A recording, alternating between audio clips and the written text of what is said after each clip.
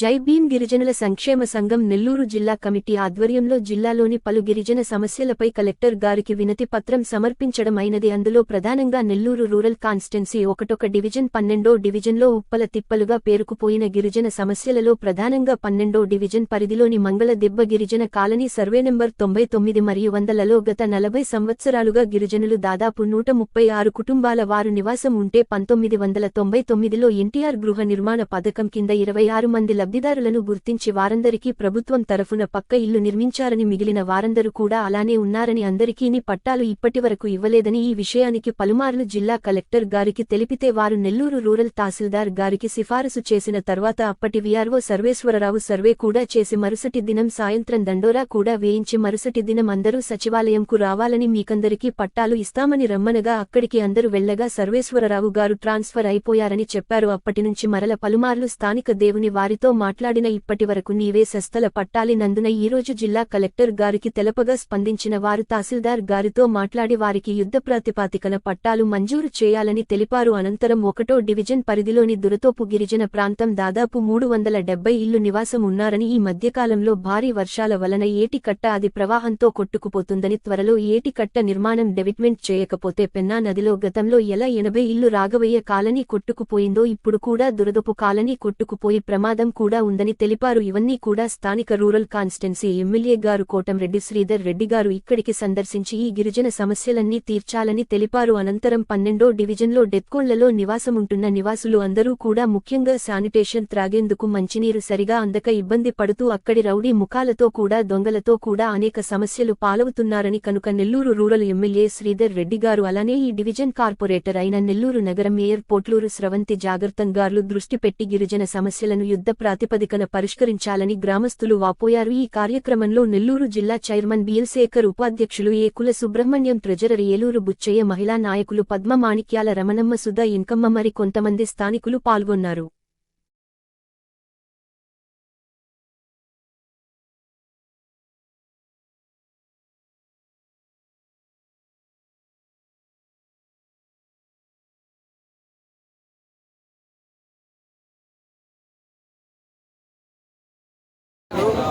గిరిజనుల సంక్షేమ సంఘం నెల్లూరు జిల్లా చైర్మన్గా పనిచేస్తున్నాను. ఈరోజు జిల్లాలోని పలు సమస్యలపై జిల్లా కలెక్టర్ గారికి వినతి పత్రం సమర్పించాలని వచ్చాము. అయితే ఇందులో ముఖ్యంగా నెల్లూరు రూరల్ కాన్స్టిట్యున్సీలోని 12వ డివిజన్ మరియు దొరతోపు ప్రాంతాల నుంచి ఎక్కువ మంది గిరిజనులు వచ్చారు. అయితే మేము చెప్పేది ఏంటంటే దాదాపు 12వ డివిజన్లో మంగళగట్ట గిరిజన కాలనీలో గిరిజనులు దాదాపు 40 సంవత్సరాల నుంచి ఇల్లు వేసుకుని ఉన్నారు. అయితే 1994లో ఎన్టీఆర్ హౌసెస్ పథకం కింద అందులో గిరిజనులకు దాదాపు 26 మందికి పక్కా గృహాలు కూడా కట్టించారు. అయితే అప్పటి నుంచి వాళ్ళకి కానివ్వండి, మిగతా చిన్న చిన్న రేకులు ఇల్లు వేసుకొని గుడిసేసుకున్నటువంటి వాళ్ళు ఎవరు కూడా పట్టాలు ఇప్పటి వరకు ఇవ్వలేదు. ఈ విషయంపై పలుమార్లు మేము లోకల్ తహసీల్దార్ని కలిసాం, విన్నవించుకున్నాం, అయినా ప్రయోజనం లేదు. మరలా కూడా లాస్ట్ 2 మంత్స్ బ్యాక్ జిల్లా కలెక్టర్ గారికి కూడా ఒక రికమెండేషన్ ఇచ్చి పంపిస్తే సర్వేశ్వరరావు అనేటువంటి వీఆర్ఓ గారు ఆ లోకల్ ఏరియాకి వచ్చి సర్వే చేసి మరుసటి రోజున మీకు అందరికి పట్టాలు ఇస్తాం, మీరు సచివాలయం దగ్గర రాండి అని కూడా చెప్పారు. అయితే ఆయన అనుకోకుండా మారిపోవడం వల్ల మాకు మళ్ళీ పట్టాలు రాలేదు. మేము ఈ ముఖంగా చెప్పేది ఏంటంటే పట్టాలు అయితే రెడీ అయ్యి సర్వేశ్వరరావు గారి హ్యాండ్ ఓవర్లో ఎక్కడ పెట్టారో ఉన్నాయి, అవి ఇవ్వమని చెప్పేసి దాదాపు 6-7 నెలల నుంచి ఎంఆర్ఓ ఆఫీసు చుట్టూ కాళ్ళరిగేలా తిరుగుతున్నా కూడా సంబంధిత తహసీల్దారులు అలాగే ఇప్పుడున్న ప్రజెంట్ వీఆర్ఓ గారు ఎవరు కూడా రెస్పాండ్ కాకుండా మా పట్టాలు మాకు ఇవ్వట్లేదు.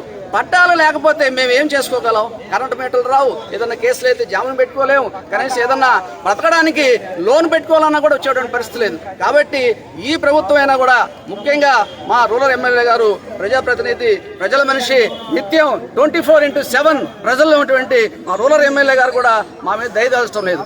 అలాగే మేయర్ గారు కూడా ఆమె వార్డు, అది మేయర్ గారు వార్డు, ఆవిడ కూడా మేము రిక్వెస్ట్ చేసి చెప్పాము పలువార్లు, ఆవిడ కూడా దయచేయట్లేదు. కాబట్టి ఇకనైనా రూరల్ ఎమ్మెల్యే గారు కోటంరెడ్డి శ్రీధర్ రెడ్డి గారు అలాగే నగర మేయర్ గారు పోట్లూరు స్రవంతి గారు శ్రద్ధ పెట్టి గిరిజనుల పట్ల ఎక్కడెక్కడ తిరుగుతున్నారు, ఎక్కడెక్కడ పాదయాత్రలు అంటున్నారు, ఎక్కడెక్కడ తిరుగుతున్నారు. ఏది మన పళ్ళ మార్కెట్ అంటారు, లేకుంటే ఎల్లంటి అంటారు ఎమ్మెల్యే గారు, వాళ్ళందరి మీద ఉన్న శ్రద్ధ దగ్గర మీ ఇంటికి దాదాపు 2 కిలోమీటర్స్ 3 కిలోమీటర్స్ దగ్గర ఉంది. కాబట్టి ఇకనన్నా రూరల్ ఎమ్మెల్యే గారు అలాగే పోట్లూరు శ్రవంతి గారు మేయర్ ఇద్దరు దృష్టి పెట్టి టెట్కో ఇళ్ల సమస్య కుప్పలు తెప్పలుగా ఉన్నాయి. అలాగే 12వ డివిజన్లో గిరిజనులకి మంచినీళ్ళు సరిగా రాక, కరెంటు లేక, పట్టాలు లేక అల్లాడుతున్నారు. అట్లనే దొరతోపు 1వ డివిజన్లో దొరతోపులో పెన్నా నది నీటి ప్రవాహం వల్ల ఏటికట్ట తెగిపోయి ఆ నీళ్ళని కూడా ఆ గిరిజన ప్రాంతాలకు వచ్చే పరిస్థితి ఉంది. ఆ విషయం కూడా మొన్న కూడా చెప్పాం, తహసీల్దార్ చెప్పాం, ఆర్టీఓ గారికి చెప్పాం, మెసేజ్ల ద్వారా ఫోటోలు కూడా సెండ్ చేశాం. అయినా రెస్పాండ్ కావట్లేదు. కాబట్టి మేము మా సభాముఖం అందరి ముఖంగా చెప్పేది ఏంటంటే ఇకనైనా కూడా గౌరవ రూరల్ నియోజకవర్గమైనటువంటి ఎమ్మెల్యే గారు కోటమిరెడ్డి శ్రీధర్ రెడ్డి గారు దయచేసి మా గ్రామాలను సందర్శించాలని, మా గిరిజన సమస్యలను తీర్చాలని ఆయన్ని సభాముఖంగా అందరం కూడా విన్నవించుకుంటున్నాం. సమస్య మేమంతా 4వ మైల్లో ఇల్లు పక్కన ఇల్లు వేసుకొని ఉన్నాము. గుడిసెలు మాకు చిన్న బిడ్డలు ఉన్నారు. అందరం ఇల్లు వేసుకొని ఉన్నాము. మాకు చిన్న పిల్లకాయలు, మాకు కరెంట్ లేదు, మీటర్లు లేవు, ఇంటి పట్టాలు కూడా మాకు లేవు. సదరంగా ఇల్లు వేసుకుంటారు లేదు. మేమంతా కనీసం 40 సంవత్సరాల నుంచి మేము ఉన్నాము, అక్కడే ఉన్నాము. వచ్చి చూసిపోతారా కానీ మాకు ఏమీ చేయటం లేదు. కనీసం జగన్ గారు ఉన్నప్పుడు కూడా అసలు మేమంతా అర్జీలు పెట్టాము, అంతా అడిగాము, కలెక్టర్ ఆఫీస్ అంతా తిరిగాము, కానీ మమ్మల్ని ఏది పట్టించుకోవటం లేదు. కానీ 40 సంవత్సరాల నుంచి కరెంటు లేకుండా ఉన్నాము, మీటర్లు లేవు, ఇంటి పట్టాలు కూడా మాకు ఏమి లేవు. మాకు ఏదైనా జరిగినా కూడా మేము అప్పు తెచ్చుకుంటానికి కూడా, లోన్లు పెట్టుకుంటానికి కూడా మాకు ఏది ఇవ్వటం లేదు, ఇంటి పట్టాలు లేని దానివల్ల. మాకు దయచేసి మాకు సహాయం చేయమని మేము అడుగుతున్నాం. మేము చాలా పేదవాళ్ళం. మేము ఏది కూడా తెచ్చుకునే పరిస్థితి లేదు మాకు. మేము బిడ్డల్లో పోషించుకునేదే చాలా కష్టం. మేము పనులు చేసుకొని కష్టపడి తినాలా, కష్టపడి పోవాలా. మాకు మీరైనా ఈ ప్రభుత్వమైనా మాకు సహాయం చేయమని మేము అడుగుతున్నాము.